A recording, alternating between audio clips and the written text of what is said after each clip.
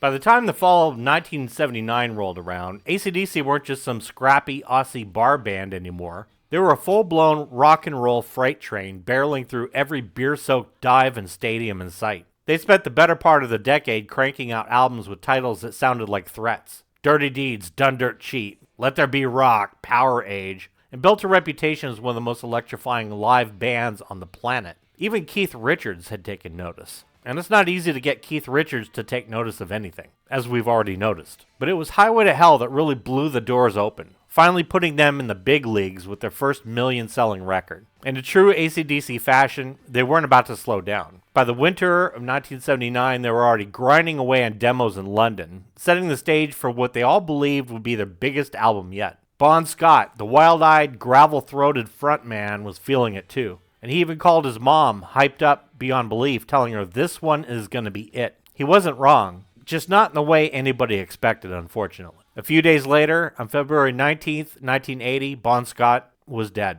Found in East Dulwich after a night of drinking that spiraled into the kind of rock and roll cautionary tale that bands usually write songs about. The official cause? Death by misadventure. Just 33 years old, taken down by the same reckless abandon that made him a legend in the first place. And for most bands, losing a frontman like Bon Scott would have been the death knell for them. The kind of blow that leaves you staring into the void, wondering if the whole damn thing was even worth it. Angus Young put it simply, you feel immortal until something like this happens. Bon was supposed to be indestructible, the kind of guy who could drink a pub dry and still swagger onto the stage like he owned the place. And then suddenly he was gone. At his funeral in Fremantle, his father, Chick, wasn't just grieving. He was looking Malcolm and Angus dead in the eye and telling them to keep going. No bullshit, no long-winded speech, just a dad knowing that his son wouldn't want his band to crumble. And so they had a choice. Pack it in and let AC/DC die with Bon, or throw caution to the wind and find a way forward. Turns out, they didn't hesitate long.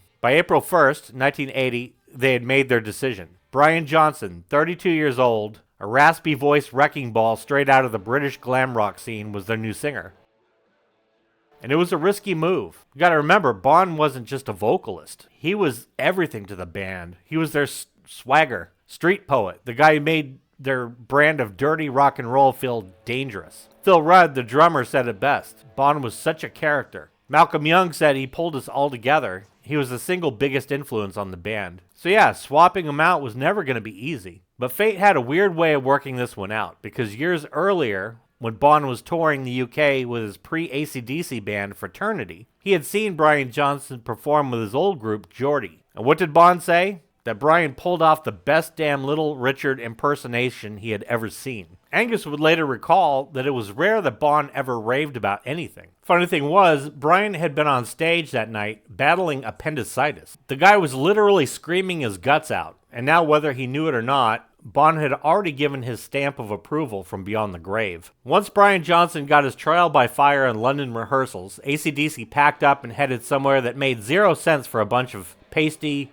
rockers still mourning their dead frontman, the Bahamas. More specifically, Compass Point Studios in Nassau, where the air was thick with salt and the place had the kind of easygoing, tropical vibe that felt like the exact opposite of everything that they had been through. But maybe that was the point. This wasn't just some dingy, beer-stained studio. It was a high-tech paradise where artists could cut records and sip rum on the beach between takes. The kind of place where you could almost pretend you weren't dragging around the weight of losing somebody like Bon Scott. Almost, at least. Steering the ship once more was producer Robert John Mutt Lang, the guy who had already turned Highway to Hell into a monster and was about to spend the next decade making bands like Def Leppard and Foreigner filthy rich. And he was meticulous as hell. The type who'd have you hammering out take after take until your fingers basically bled. But AC/DC knew damn well he was the guy to push them past the grief and into something legendary. And it didn't take long. First song on the chopping block, Back in Black. From the moment that chunky start-stop riff kicked in, it was clear they weren't just making an album. It was a full-on statement all the way. And the song was a salute to Bon, but not some weepy ballad. It had that perfect blend of AC/DC attitude, menace, and groove. The kind of thing that made you want to rip the sleeves off your t-shirt, turn your baseball cap backwards, jump into a monster truck, blasting it at full volume, and leveling the whole damn neighborhood. 5 weeks later, the whole record was in the bag, and AC/DC had pulled off the impossible, surviving the loss of their frontman and somehow coming out even stronger. And the Back in Black sessions weren't just some smooth, polished ride to rock and roll immortality. It was 5 weeks of pure grinding, sweating, and second guessing. Creative fireworks 1 minute, existential panic the next. Brian Johnson was still trying to shake the ghost of Bon Scott, and every damn note, every lyric felt like a test that he wasn't sure he would even be able to pass. And then came Hell's Bells. Malcolm and Angus had cooked up this looming, hypnotic riff. Malcolm called it ominous. Angus called it mystical. But the problem was, Brian was coming up dry on lyrics. The pressure was real. And then, like some kind of strange miracle, Mutt Lange casually tossed out 2 words, rolling thunder. And that was it. Brian's brain lit up like a Christmas tree, and before he knew it, he was spitting out lines. I'm rolling thunder, pouring rain, coming on like a hurricane. And that was the moment. Not just a breakthrough, but a straight-up exorcism, turning loss into something massive, unstoppable. And maybe that's why Brian swore he could feel Bon in the room sometime, like he was lurking in the shadows, making sure they didn't screw anything up. And Angus later said, we still think that Bon's around. Malcolm put it even simpler. The weight of all that emotion, all that grief, defiance, was baked into the record itself. You could feel it in every single note. So by the time Back in Black was wrapping up, AC/DC had shifted into a whole different gear. Every note, mix, last detail was honed to perfection. Not just to make a killer album, but because they were going with that flow and it just felt right. When they thought they were done, Angus and Malcolm pulled one last trick out of their back pockets. 15 minutes. That's all it took to crank out Rock and Roll Ain't Noise Pollution. And that was the equivalent of a mic drop for the album. A big, greasy, blue-soaked middle finger to anybody who dared write off rock and roll as a passing fad. And it had that signature AC/DC strut, the kind of groove that makes you want to drink cheap beer in a parking lot, and it sealed the album with one last dose of swagger. But there was still one last thing to nail down. In May, while mixing the album at Electric Lady Studios in New York, Malcolm Young had what can only be described as a stroke of genius. And while taking a leak, no less. The intro to Hell's Bells was already haunting as hell, but Malcolm wanted more than just any old bell sound. He wanted something grand, ominous, something that made you feel like the Grim Reaper was about to kick in your door. And so off they sent engineer Tony Platt, shipped across the Atlantic to an old church in Loughborough, England, to capture the perfect bell toll. Only problem? Every time they struck the damn thing, a horde of pigeons in the bell tower lost their minds, flapping and shitting all over the place. And of course, this was getting picked up in the mics. Not exactly the vibe that they were going for. Determined to get it right, they went full mad scientist and had a custom bell cast from scratch by a foundry in Leicestershire. No pigeons, no nonsense, just pure doom-laden perfection. And when Malcolm finally returned with the finished album, Angus gave it a listen and in classic Angus Young fashion summed it up, the whole thing, with a grin and a verdict. Fuck, it's magic. Making Back in Black wasn't just about hammering out riffs and screaming into a mic. It was a frickin' science experiment disguised as a rock album. Behind the scenes, the technical side of things was just as intense as the music itself, with producer Mutt Lange and engineer Tony Platt obsessing over every single sound like a couple of mad audio scientists. And if there's one thing rock nerds and audio engineers can agree on, it's that Back in Black might have the best damn guitar tone ever put on tape. The gear lineup at Compass Point Studios was enough to make any guitar store employee weep with envy. We're talking a wall of Marshall amps, 2 200-watt beasts, 23 100-watt heads, a 50-watt head, and enough cabinets to shake the entire island of Nassau. They had some Ampeg bass heads and, for reasons unknown, a little crate amp thrown into the mix like a stray dog at a feast. Then there were the guitars, Gibson SGs for Angus, Gretsch for Malcolm, some Epiphones, a pink ESP Strat, because why the hell not, and a handful of custom models as well. Everything was chosen with a goal in mind, capturing AC/DC's bone-rattling, no-bullshit sound without diluting an ounce of its live energy. The drums? Sonar kit. 2 sonar snares and a couple of Gretsch snares for good measure. The whole setup was built to make sure Phil Rudd's drumming hit like a friggin' sledgehammer. Tony Platt would later recall how meticulous they were, dialing in every amp, every mic, every setting until they had something that felt larger than life, yet somehow still raw as hell too. It was a balancing act, making sure it didn't sound overproduced, but also making sure it could level a city block. And in the end, they nailed it. Back in Black didn't just sound good, it felt good. Like getting hit in the chest by a runaway train. And Tony Platt wasn't just some guy pushing faders. He was an audio pro, dialing in every detail with military precision. His notes on Back in Black read less like a rock album and more like a blueprint for an architectural masterpiece, except instead of bricks and mortar, it was all about mics, amps, the dark art of recording without screwing up the raw power of the group. For the drums, he leaned on Neumann U87s and U67s as overheads, keeping the cymbals crisp without turning them into ear-piercing ice picks. For the snare,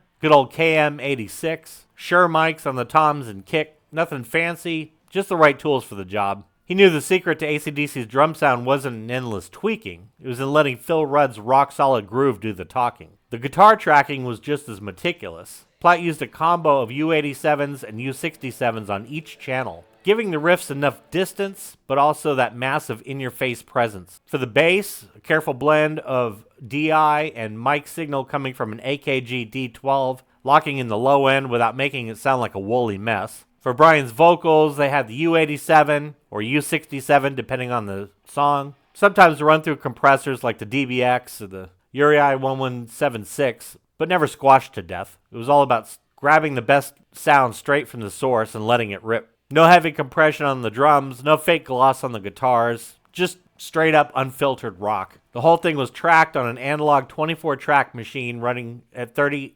IPS, or inches per second. Because when you're making a record like this, you don't half-ass it. MCI console, tannoy monitors, and the magic of Compass Point's natural acoustics tied everything together. And that was really the secret sauce. While other groups were burying their records under layers of studio polish, Back in Black was the sonic equivalent of a brick to the skull. Sharp, loud, completely unfiltered. Nothing standing between the band and the listener. However, there was a little trick. The snare drum. It had to hit hard, but not in that over-processed 80s way that was already starting to creep into rock record. Instead, they pulled a pretty genius move. They fed a gated snare signal into an Eventide H910 harmonizer, detuning it slightly to about 93 and then blending it subtly under the main snare track. And the result? A snare sound that wasn't just loud, but it had weight. Deep, thick, punching through the mix like a pissed-off wrecking ball. And it wasn't perfect. The thing would sometimes miss the trigger. But when it worked, it was pure gold. And of course, you had that dual guitar assault with Angus's Gibson SG and Malcolm's Gretsch. Getting them to sound right meant capturing every ounce of that attack without letting it turn into a muddy mess. And what's interesting about those guys, and this was all through those years and beyond, and the years before, was that they never really relied on too much gain. And then the trick to capturing them with this album in particular is that they used two condenser mics placed at different distances from the speaker cabinet, letting the full spread of the frequencies breathe. Too close, it might get a bit harsh. Too far, it would lose its bite. So it was a real balancing act. And Platt's instinct kicked in perfectly for this. And every decision was made in real time. Every ounce of sweat in the studio went toward making sure Back in Black didn't just sound good. It just had to be totally in your face, like the band was just kicking down the door. You know, in terms of the actual performance itself, there was definitely something deeper running through the Back in Black sessions. Grief, defiance, and a sense that this wasn't just an album, it was a reckoning. It was like they were just clawing their way out of the darkest moment of their career, proving to themselves and to the world that they could carry on. And nobody felt that pressure more than Brian Johnson. First gig with the band, first record, first everything. He was stepping into this void that no sane person would really envy. Fans worshiped Bon. The band was still mourning him. And the whole thing could have gone to hell real fast if Brian was not up to the task.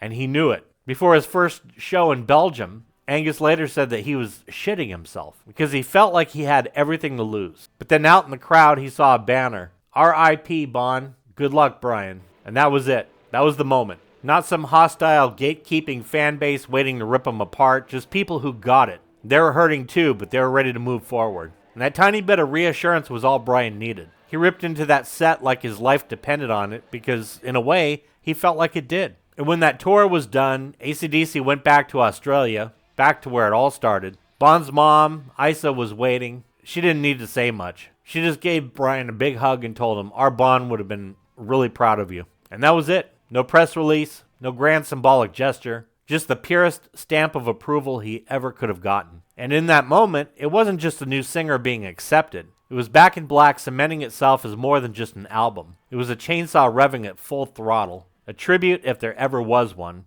and proof that not even death could stop AC/DC. Starting off with Hell's Bells, the album was almost like an understated beginning. They didn't just come right out of the gate smacking you upside the head. AC/DC kind of eased into it with this dark vibe. And then it starts kicking into those verses. It's a bit more fun AC/DC. And then Brian kicks off with those lyrics, I'm a rolling thunder. And as they work through the bridge section into the chorus, you could hear the full range of Brian's voice. He had that almost witchy cackle of a scream that worked perfectly against those grinding guitars. And then they drive it home with Shoot to Thrill. Just a nice feel-good, upbeat tune. Some nice riffage from Malcolm and Angus. Very catchy chorus. And they just keep those nice grooves going. What do you do for money, honey? Leaving lots of space in those verses. The chord progressions are simple, and they work. These guys could kick out an anthem, but make it sound like